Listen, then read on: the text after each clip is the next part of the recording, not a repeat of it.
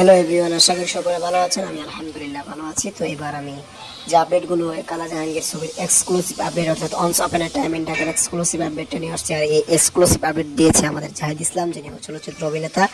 তো এর যে আপডেটটা হলো, প্রথম আপডেটটা হচ্ছে এই যে ছবিটা পরিচালক নিজেই বলেছে যে এটা কি মানে কালা জাহাঙ্গীরের জীবনী নিয়ে ছবি নয়। তো কথাটা সত্যি এবং সত্যিও না। কেন বললাম? কারণ হলো যিনি মানে এই নিয়ে আর কি জাহিদ ইসলাম ভাই বললো যে এই ছবিটা প্রথমে প্ল্যান ছিল কালা জাহাঙ্গীরের চরিত্রে এই ছবি করার পরে সে কোনো রকম চেঞ্জিং করে তার জীবনীটা রাখবে ভিতরে, তার ছায়া আর কি, কিন্তু ক্যারেক্টারিটি আরো নতুন অ্যাকশন সব কিছু ঢুকিয়ে দিয়ে একদম নতুনত্ব এবং আগের গল্প থেকে আরো ইন্টারেস্টিং এবং আরো ধামাকাদার বানিয়েছে। তবে কালা জাহাঙ্গীরের কাহিনী থাকছে, তবে কালা জাহাঙ্গীরের ছায়া নয়। আর দ্বিতীয় আপডেটটা হচ্ছে এই ছবির বাজেট হতে চলেছে 18 কোটি টাকা। ইয়েস, জাহিদ ইসলাম ভাই বলছে এটা বড় বাজেট থেকে বাজেট বেশি। 18 কোটি টাকা এই ছবির বাজেট হতে চলেছে। তো ধন্যবাদ, পুরো ভিডিওটি দেখার জন্য।